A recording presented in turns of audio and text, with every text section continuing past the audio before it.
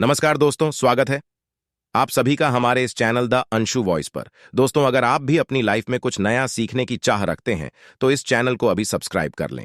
हे दुर्गा माता, आपसे हाथ जोड़कर निवेदन है कि आपके इस वीडियो को जो भी लाइक और चैनल को सब्सक्राइब करे उसके जीवन में कभी दुख दर्द मत आने देना। दोस्तों, स्वयं माता दुर्गा जी ने कहा है, जो भी स्त्री नवरात्रि के दौरान कर लेगी ये दो छोटे से काम, उसके जीवन के हर कष्ट को मैं शीघ्र कर दूंगी, खत्म खुशियों से भर दूंगी। मैं उसका घर, उसकी हर मनोकामना को मैं कर दूंगी पूरा। दोस्तों, आपकी जानकारी के लिए बता दें, 15 अक्टूबर 2023 दिन रविवार से शारदीय नवरात्र शुरू हो चुकी है। इसका जो समापन होगा वो 23 अक्टूबर दिन सोमवार को होगा। इस बार शारदीय नवरात्रि पूरे 9 के 9 दिन की होगी ना, एक दिन कम ना एक दिन ज्यादा। दोस्तों, हमारे हिंदू धर्म में शारदीय नवरात्रि का अपने आप में एक विशेष और खास महत्व होता है।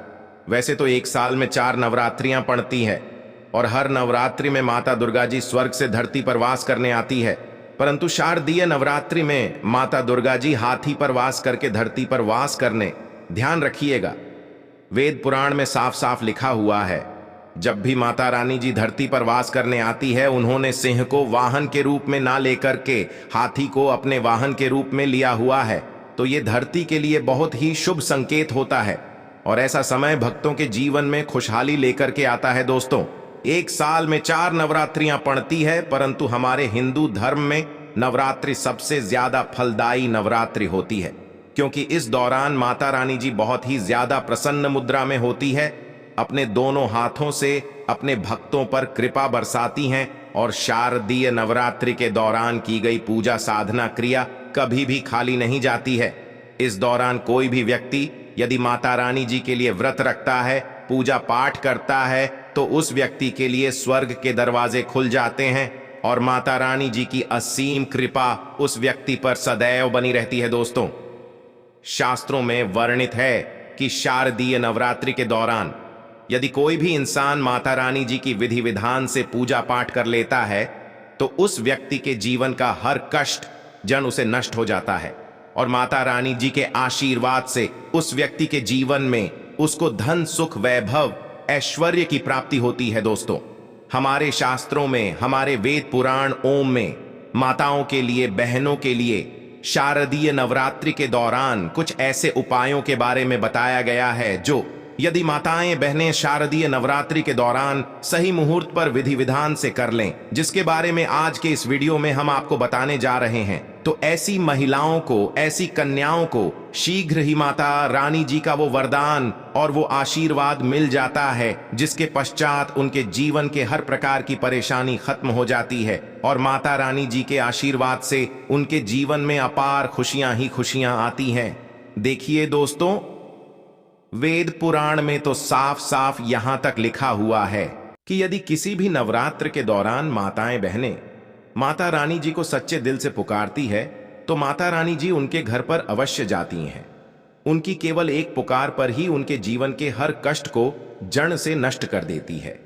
और यदि शारदीय नवरात्र के दौरान माताएं बहनें वेद पुराण के अनुसार वो उपाय कर लें, जिसके बारे में आज के इस वीडियो में हम आपको बताने जा रहे हैं, तो मान के चलिए माता रानी जी के आशीर्वाद से माताओं बहनों के परिवार के जीवन में एक चमत्कारी और सकारात्मक बदलाव आ सकता है।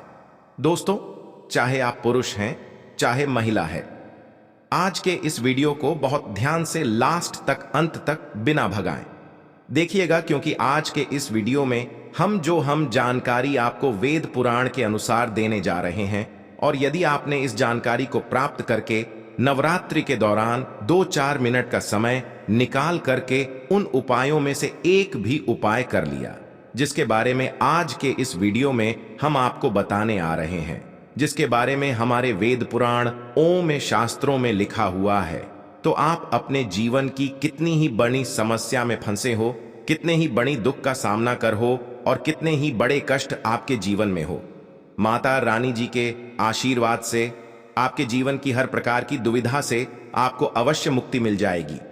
और इन उपायों को करने के पश्चात मान के चलिए, न केवल आपके बल्कि आपके पूरे परिवार के जीवन में एक चमत्कारी और सकारात्मक बदलाव आएगा।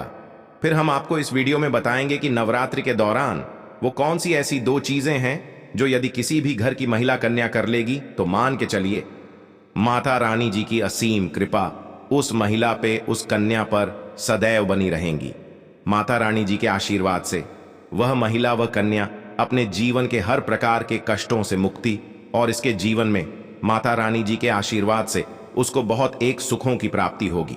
इसीलिए इस वीडियो को लास्ट तक, अंत तक न केवल अपने लिए बल्कि अपने पूरे परिवार के भले के लिए देखिएगा।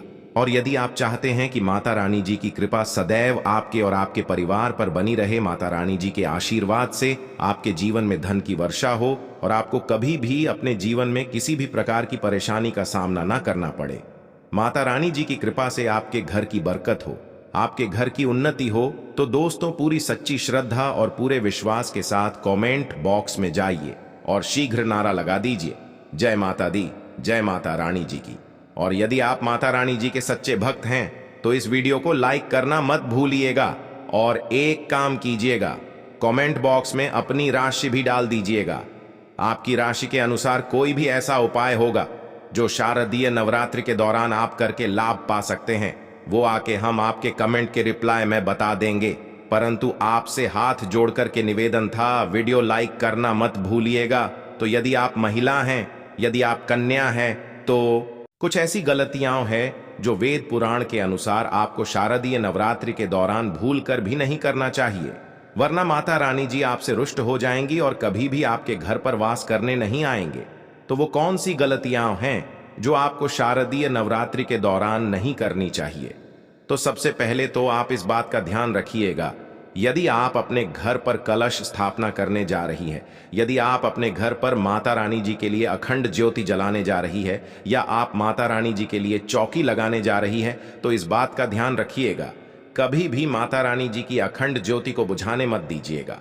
दूसरा, यदि आप कलश स्थापना करने जा रही है तो जटा वाले नारियल का प्रयोग कीजिएगा जिसमें पानी होता है। तीसरा, आपको इस बात का ध्यान रखिएगा, जो आप माता रानी जी के लिए चौकी लगाने जा रही है वो चौकी कभी भी छोड़ करके मत जाइएगा। देखिए, चौकी यदि आपने घर पर लगाया है तो चौकी को कोई भी खाली कभी मत छोड़िएगा, ये बहुत ही ज्यादा अशुभ बताया गया है, इससे माता रानी जी रुष्ट हो जाती है। दूसरा, आपको इस बात का ध्यान रखना होगा कि यदि आप माता रानी जी की चौकी घर पर लगाने जा रही है तो केवल लाल कपड़े पर ही लगाएगा। बहुत से लोग गलती क्या कर बैठते हैं, वो माता रानी जी की चौकी लगाते हैं, पूजा पाठ करते हैं, परंतु चौकी पर पेपर लगा देते हैं, पर रख करके चौकी लगा देते हैं। ये हमारे वेद पुराण में बहुत ही अशुभ बताया गया है। यदि आप पेपर रख करके माता रानी जी के लिए चौकी लगा रहे हैं तो इससे माता रानी जी आपसे रुष्ट हो सकती है और कभी भी आपके घर पर वो वास करने नहीं आएंगे। हाँ, माता रानी जी की चौकी यदि आप लगा रही है तो लाल कपड़े पर लगाइए, इस बात का ध्यान रखिएगा। ऐसे लाल कपड़े का प्रयोग कीजिएगा जो पहले कभी भी प्रयोग ना हुआ हो। तीसरा, इस बात का आप लोगों को ध्यान रखना होगा, जब भी आप माता रानी जी की पूजा पाठ करने जा रही है, माता रानी जी की आपने चौकी लगाई है तो वहां पर कभी भी काले कपड़े का प्रयोग मत कीजिएगा, या माता रानी जी की पूजा पाठ करते वक्त काले कपड़े को धारण मत कीजिएगा। ये बहुत ही ज्यादा अशुभ बताया गया है, इससे माता रानी जी शीघ्र ही रुष्ट हो जाती है। देखिए, इस बात का आपको ध्यान रखना होगा कि आपने इस नवरात्रि के दौरान 9 के 9 दिन का व्रत रखा हुआ है, तो 9 के 9 दिन में आप लोगों को माता रानी जी के 9 अलग अलग स्वरूपों को, अलग अलग प्रकार के फल को अर्पित करना होगा। माता रानी जी के 9 अलग अलग स्वरूपों को आपको अलग अलग प्रकार के फूल अर्पित करना होगा, क्योंकि माता रानी जी की 9 अलग अलग स्वरूपों की पूजा पाठ की जाती है इस नवरात्रि के दौरान। और हाँ, यदि आपने 9 दिन का व्रत रखा है तो पेट भर कुछ भी मत खाइएगा, क्योंकि जिस व्रत में तपस्या ना हो, संघर्ष ना हो, वो व्रत कभी भी फल पलट करके नहीं देता है। आप यदि इन बातों का ध्यान, तो माता रानी जी की कृपा आपको अवश्य मिलेगी।